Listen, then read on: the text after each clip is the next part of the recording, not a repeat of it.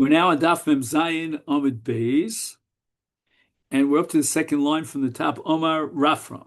Hi Rea, and we're still learning about the lungs and sort of abnormalities, and we're trying to figure out if they're vital. Didamya li ufta, it resembles a piece of wood. What does that mean? It's hard, or it has a color of a piece of wood. But in any event, if it, you look at the lung and it looks like a piece of wood, is treifa. And now the Gemara has two opinions as to what's going on over here. Ika Diamri, according to one opinion, Rafram is referring to chazusa, that it has some sort of an appearance that's similar to that of a piece of wood. Ika Diamri, others interpret Rafram bigishta. In other words, substance, it's like hard like a piece of wood. Ika Diamri dineficha. According to that first interpretation, which is called chazusa, otherwise known as neficha, meaning it looks like a piece of wood. In what sense? Neficha means nafuach. Nafuach, even in modern Hebrew, means bloated. If it's bloated, apparently it's white in color and it resembles a piece of wood. Again, you could have wood that's dark, you could have wood that's white or light. And according to this transmission of the first Lishna, the animal, if it's rhea, looks like a piece of wood, it's whitish, it's bloated, then it's treif. However, Ika Diamri, according to the second transmission in interpreting Rafram, the pechiza, it's hard like a piece of wood. The texture, the substance, the lung is hardened. Now, I'm not sure what each one of the Lashonos would say about the other one, but presumably each Lashon would be Mekil and Machshir in the definition of the other Lashon. But now the Gemara has a third interpretation of Rafram, Ika Diamri, the Shia. The word Shia means smooth. Like the Gemara talks about a tooth or a bone that's smooth. Or sometimes the Gemara talks about a kli, like earthenware, where you add glass on top and it becomes smooth. The less la chitucha diuni. The lung is so smooth that the lobes are not divided. In nature, the animal's lungs have lobes that are divided. The lung surface in the one that he found was completely smooth. That's not normal. If you can discern a division of lobes, even if it's not complete, then the lung is not considered smooth like wood, and it's kosher. But if you cannot discern any division of lobes, and it's all smooth, that means the animal is going to die. It's treifa. Omar Rava, another ruling of Rava, and now we get into the laws of colors.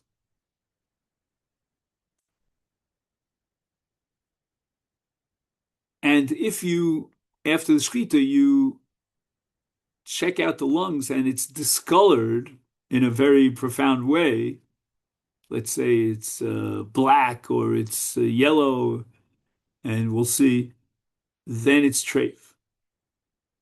But kichuchla, if it's blue, now, what is kuchla? Kuchla we've had many times, right? A woman has, I think it's called in English, rouge, blue rouge that she puts on her face to color her face. And it's sky blue in color, then it's kosher, meaning that's the normal way lungs could look. Kidyosa, Now, the word kidyosa comes from the shortest dio. Dio is black ink. And the black color of the lungs might indicate that there was bleeding. And we have a principle that red eventually turns to black.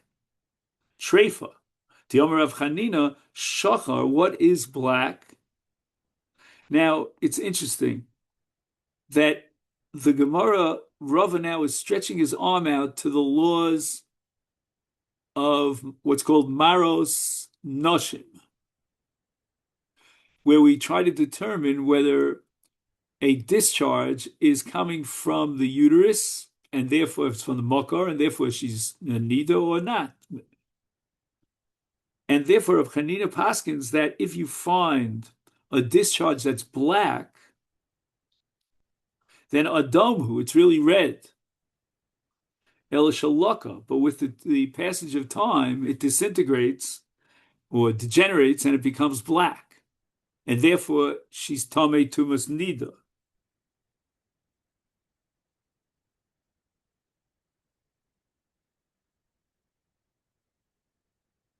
Reb Chanina teaches that a black discharge is really a red discharge.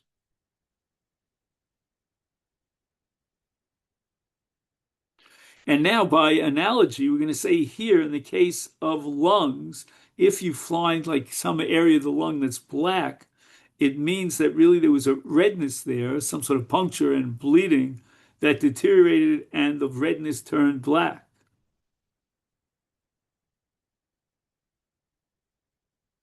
That area will eventually deteriorate further and further and rupture the lungs, and the animal therefore will die, and it's a treifa. Yeruka, however, if the lung is greenish in color, later on the Gemara is going to distinguish between yellow and green. Yellow and green in Hilchas Maris Nida is also very, very tricky, very similar. And how do we know that the green color of the lung, it's still kosher? We know it from Rabbi Nosson. Now, Rabbi Nosson was, in addition to his many talents and his scholarship, he was an expert on pikuach nefesh, specifically with regard to milah. And I don't have to tell you this. It goes without saying that circumcision could be a very dangerous thing. And Rabbi Nosson says, Aduma kshera mida Rabbi Nosson. So what happened with Rabbi Nosson, from which we're going to derive that a certain type of color in the lungs is still kosher? Just 1 second.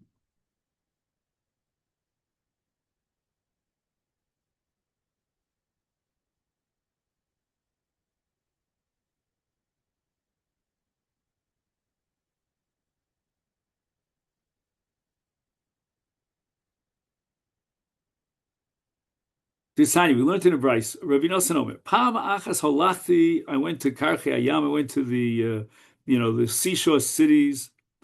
And Vasa Isha achas lefani. She came to ask me a question about the milah, the bris milah of her son.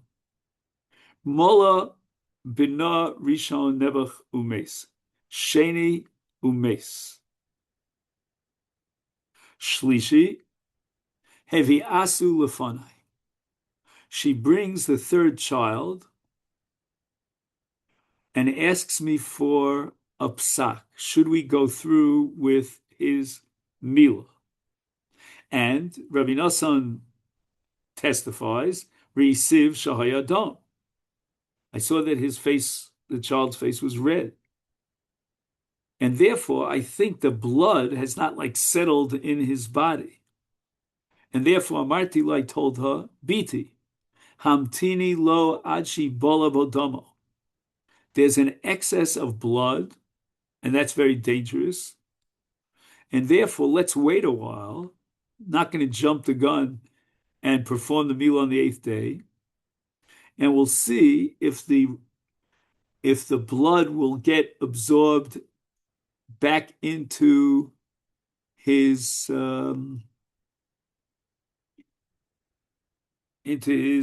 system. into the circulatory system.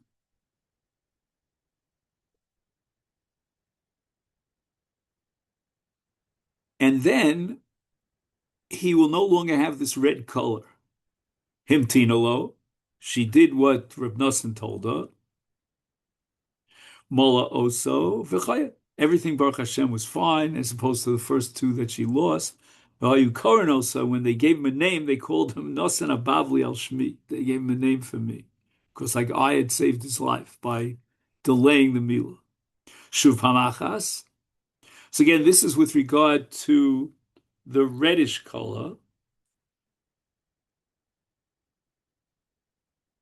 And we're going to derive from Nosson that a red discoloration of the lungs represents a temporary irregularity of too much blood. It does not render the animal treifa because ultimately that blood would be reabsorbed into the circulatory system.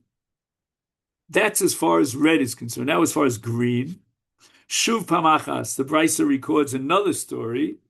Halachti lemedinas Kaputkia, and there basa isha lefanai shemola b'no rishon mes, sheni v'mes, shlishi aviatu lefanai, re'isiv shahaya yarok. I saw that the baby was yellow. I mean, this is common. Yellow baby. Probably has to do with liver function.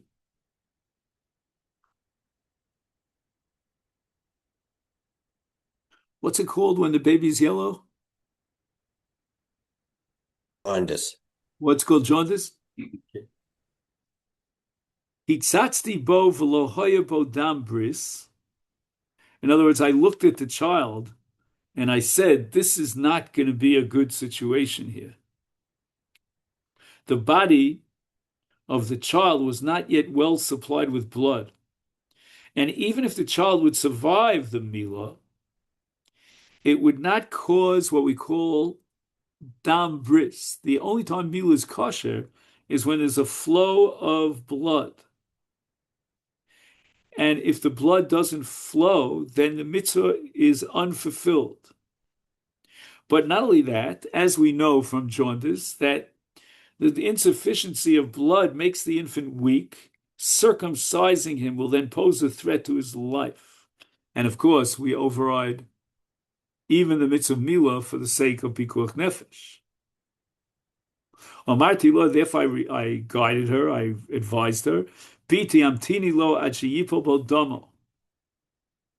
Let's wait until the blood starts circulating through his body. Himtini lo molo so v'chayak, and hoyu koreno so nosan abavli al shmi.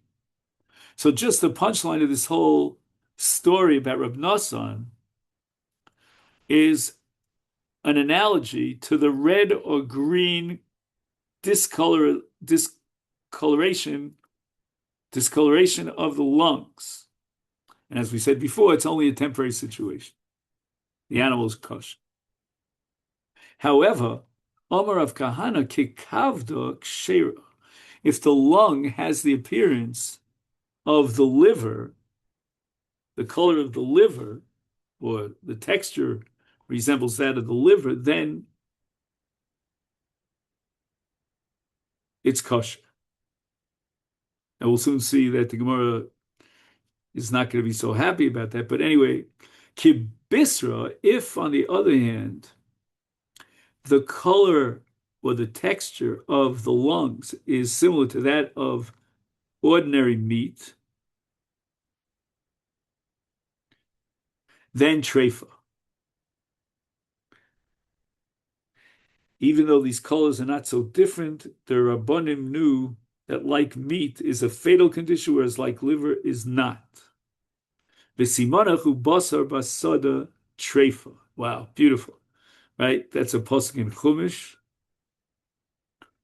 in Sefer Shmos, and there it says, with regard to treifa, that it's basar. So the basar is going to remind us that if the lungs look like meat, then treifa. Or of Sama Breda Rava, Hi Rea, the Damya kikshusa ukimorika is trefa, kigon beasa. Okay, so now we're talking about other colors, more or less yellow colors, and that's a real problem in the rare.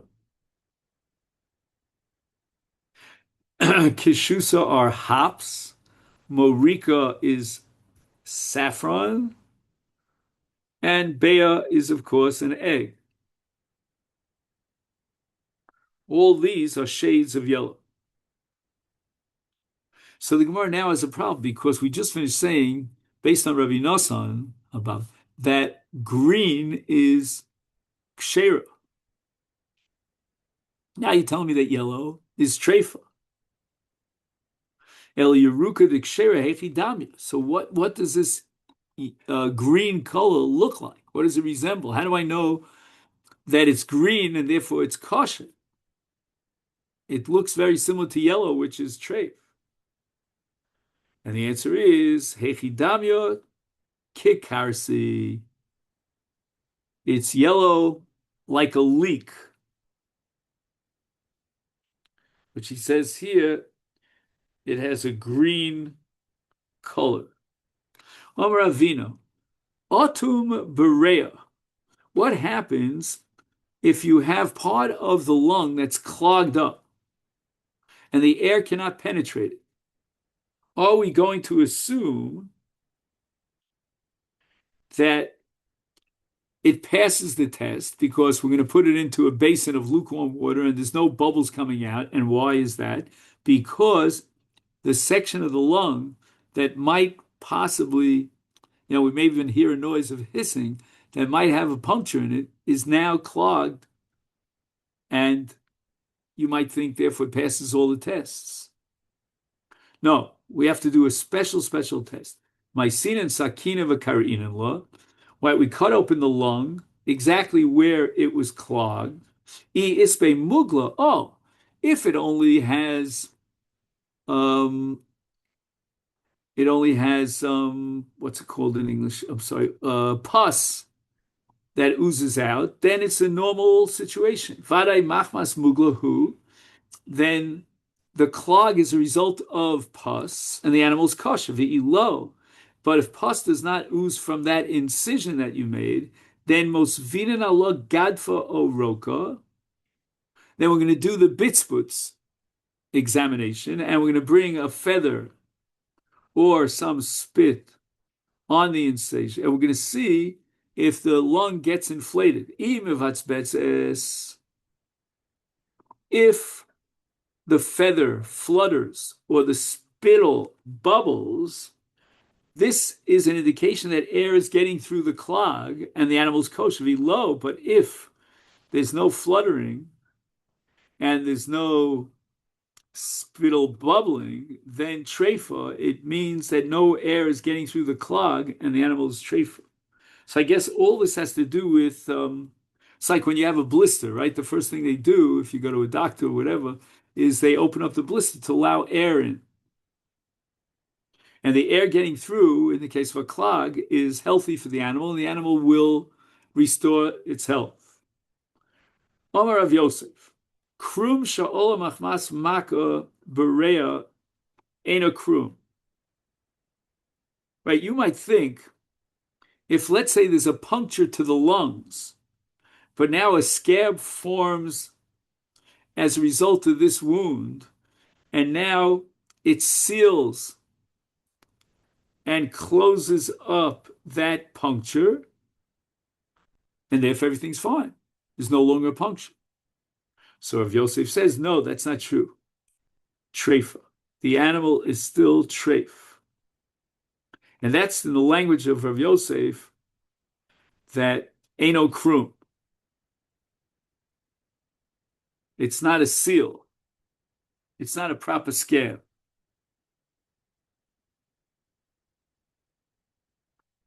The scab will eventually loosen up. And that's called a sircha. And we always said that a kosher lungs has to be without a sircha. Again, Omer of Yosef, Hi Rea di Avsha, right? You're hearing this noise, and you're assuming, therefore, there must be a puncture. Iadinin Hecha Avsha. If we can identify the place, pinpoint the spot from which we hear the hissing, then there's a simple test, an examination that we spoke about many times. Menichem Allah Gadfa, we put a feather, O Gila, or a piece of straw, O Roka or spittle, and we'll see, do we have bubbles coming up? Or we're not yet ready for the bubbles here because we're talking about, figuring out whether or not this sound is coming from a puncture. So, if the feather or the straw flutters or the spittle bubbles, then the air is escaping from the lungs. That's not good. Treifa. Ve'ilo, but if it doesn't flutter, meaning that no air is escaping from the lung, then kshera. Ilo yadinila, we don't know exactly where, until now we knew exactly where to locate and pinpoint the spot from which the hissing sound is coming, but ilo yadinila, we don't know where is that hissing sound coming from. Then we do the classic Bitzbutz test. And the Torah is going to rely on that, meaning the best way of doing it is try to locate the spot where the hissing sound is coming and see when you put the straw there, the feather there, if it flutters, and that means that air is escaping.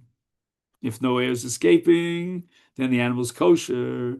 But if, let's say, you can't locate pinpoint the exact spot from which the hissing sound is coming, then we do the classic Bitzbutz test.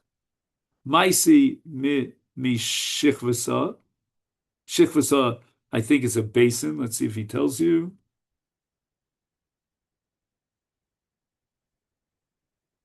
Demaya, correct. A basin of water. Pshure, and it's got to be lukewarm, like room temperature.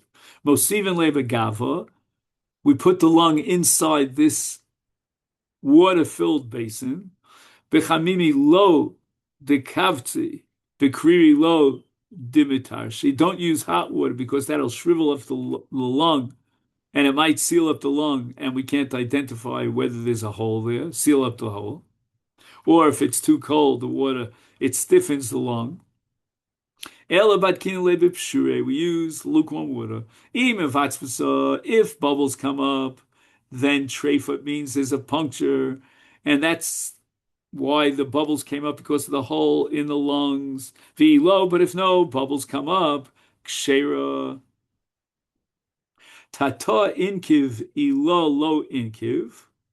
We're going to come to the conclusion that if there are no bubbles, then apparently the inner membrane may be punctured, but we say that the lung is surrounded by two membranes and the outer membrane is not punctured, and therefore we didn't find the bubbles, because the outer membrane now substitutes, what's the word I'm looking for?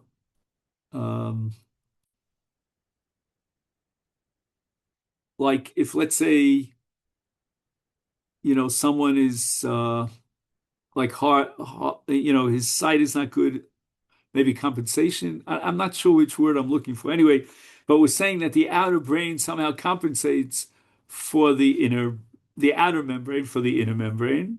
And that's why you don't see any bubbles coming up. And that's fine. The animal is kosher.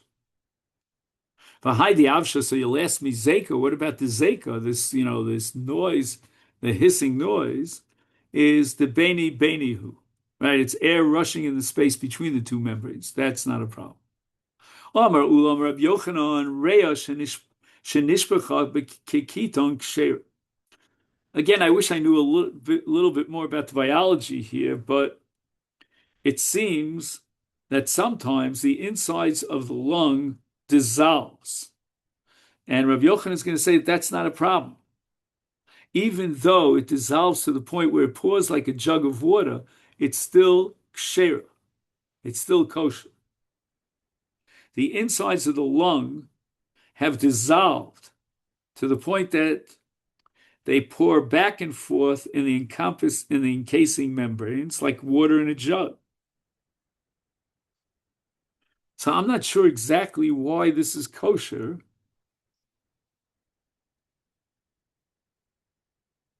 In any event, Alma Kasavar, Ul in the name of Rabbi Yochanan maintains that chisaron mibifnim lo shmei chisaron.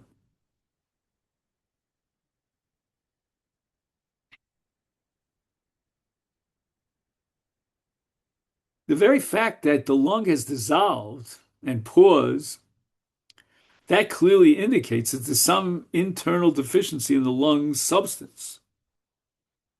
Originally, the lung was full. Now it's half empty. And it is dissolved contents are able to pour back and forth like water. But according to Rabbi Yochanan, chisara mibifnim, the internal deficiency in the lung substance, lo shmei chisaron, the animal is still kosher. Esvei Rabbi Abba le'ula, Rabbi Abba, which is the next generation after Rabbi Yochanan, challenges Ula, and he quotes our Mishnah, Horesh and Nikfo Shechasra. It says explicitly that either there was a puncture in the lungs, and therefore it's called treifa, or alternatively, chasra. It was deficient. Right? As we said before, that's Rabbi Yochanan's case where it's so deficient that it's like water. My chasra, if you're going to tell me that there's something missing on the surface level of the lungs, hainu nikva, then the Mishnah is just repeating itself. What's the difference between a punctured lungs and a deficiency on the outside of the lungs? It's missing a piece of the outer surface of the lung. That's called nikva. Why would the Mishnah have two of them? Elalav, by process of elimination, we have to assume ibifnim, that it's deficient on the inside, meaning the lung was deficient internally. And this is a kash on Rabbi Yochanan. Why? Because Shema Mino, we derive from this because the Mishnah says that in the case of chasra, the animal is treifa. Shema Mino chisaron b'ifnim, shmei chisaron. There's a deficiency on the internal section of the lung, then the animal is a treifa.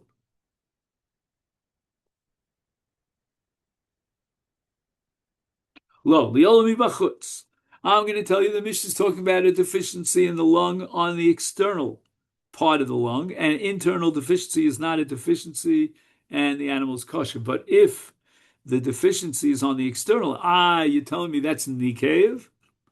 Udekamer hainu nikva, you're repeating yourself. Lo tzricha Reb Shimon, it's trying to explain Reb Shimon shiti yomer ad shetinokev lebeis hasimponos. And now we get to the bronchi, and Reb Shimon is of the opinion that a punctured lung is not necessarily treifa. It's only treifa if it's punctured all the way down to the bronchi. Bronchi. A puncture of the surface alone does not render the animal treifa. Okay, fine. So now, Rabbi Shimon is mekil, and he's machshir, and the Mishnah is now qualifying. When do we apply the leniency of Reb Shimon? That's hanimi, that's only nekev to less bechisara. There's a puncture on the surface of the lungs, but there's no loss of substance.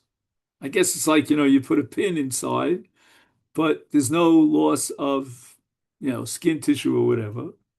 Avol nekev de is bechisara. If you have a puncture, and it takes a chunk of the substance.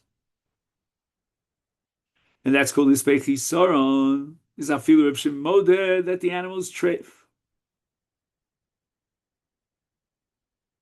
So that the repetition here of a deficiency, and now we're talking about an internal deficiency, which was the subject of Rabbi Yochanan's kula, but now we're saying no, that even Rabbi Shimon, who holds that unless the puncture goes all the way down to the bronchi, it's kosher. Even Rabbi Shimon B'Modeh, that if it's a nekev de isbei saron, it's not just a hole or a puncture, but also there's a loss of substance, it's deficient, then it's treif even according to Rabbi Shimon. And that's why the Mishnah added another category. Rabbi Chananya Cholash. Apparently Rabbi Chananya was a top banana in his day. All legabe Rabbi Nosson, that famous Rabbi Nosson that we spoke about earlier, came to visit him. V'chol gedolei ador. I would have liked to have snuck in there.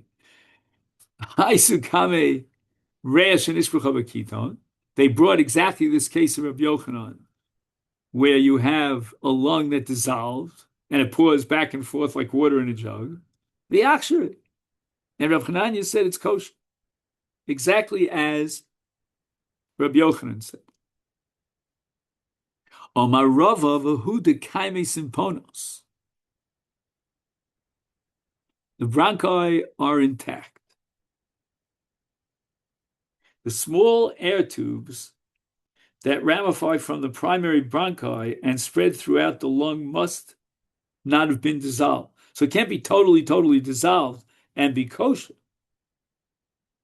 You've got to have kaime simponos. You have to have these primary bronchi intact. How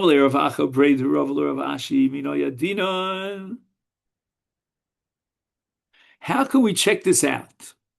What examination can we perform to determine that all the bronchi are still intact and not one bronchi has dissolved? Amalei, Rav Ashi says to Maisinan Tsar de Kunya. Now, kunya, this is a Gemara in Avodah Zarah, is earthenware that is glazed with a layer of lead or glass and lead. In the Gemara at the end of Avodah Zarah, we're dealing with whether it needs tefillah and mikvah. I once had glazed earthenware, which is so common today, and I was on my way to the mikvah. I met Rav Alpert Olav Shalom. He was my Rebbe in high school, and he kind of chuckled. He laughed at me. He said, that's not what requires tefillah. Kunya requires tefillah. It's a whole different manufacturing process than our glazed china. Anyway, so we bring this glazed earthenware basin. V'shavchina lebegave. We pour the contents of the lung into this basin. I isbe shuraiki chivre. If there are whites, right? Chivre means white. Like we say, mechuver kisimla, it's white like a sheet. And shuraike means streaks. There's streaks of white in the lungs. That means that those are the remains of dissolved bronchus. I guess bronchi in singular is bronchus, or I don't know how you pronounce it. So if we have proof from these white streaks that the bronchus, one of the bronchi, right, dissolved, then the animal is treif ilo. But if there are no white streaks, then the animal is kosher. Again, I'd love to do this experiment, but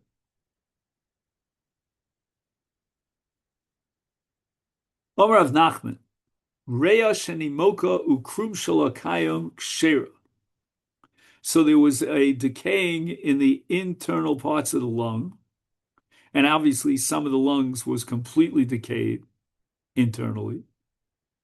But the membrane that covers the lungs was absolutely intact. Says Rav Nachman, the animal is kosher. And Tanya Namiyochim, we learned like that in a brisa. Reya shenimoko ukrum shalakayim afilu machzekes revius kshera. Even if you have like so much liquid that you can put it into a revius lug, a quarter of a lug of liquid, nevertheless it's ksher. But nitla, And here we'll finish up on Daf Memches. Nitla shalfuchis shala kshera, but it's liya kaved shala. That's more complicated. So if the animal's womb was removed, the animal is still kshera, like it had a hysterectomy. But his liya kaved. Now what happens if the animal's liver became wormy? Again, I don't know. How do you know whether it became wormy before the shechita or after the shechita? I don't know. The case came up. And the Bnei Asya, we don't know exactly where they came from. They came up to the Sanhedrin in Yavna 3 times, 3 regalim. Olu Bnei Asya shalosh regalim liyavna. And every time they asked the same question. What's the story with this animal? They apparently they put it into salt or something, I don't know, to preserve it. But anyway, on 3 consecutive regalim, they sought some sort of definitive ruling from the Sanhedrin about a case of Islia Kaved, and they never got an answer until the regular Shlishi, finally, after they came almost a full year, then he tiru lahem, they were matir. On the first 2 occasions, the Sanhedrin did not rule on the matter. On the third occasion, they put the matter to a vote, and the matirim were in the rove. That's called amida laminion, and the Sanhedrin ruled that it's permitted. Even if the entire liver became wormy, the animal is permitted, since the animal can recover from this condition. Again, we're assuming it was wormy during its lifetime. This, by the way, is an issue with fish. There are certain fish that after they're kosher fish, but when you open them, you'll find worms inside the fish. The meat of the animal in question had been cured, otherwise it would have long been gone. So this leads us up to the Gemara for tomorrow. Omer of Yosef bar Yomi of Nachman, Rea hasmucha ledofen ein choshin. Okay then, so thank you so much. Tomorrow we start early, am I correct? Okay then, have a great day. Thank you.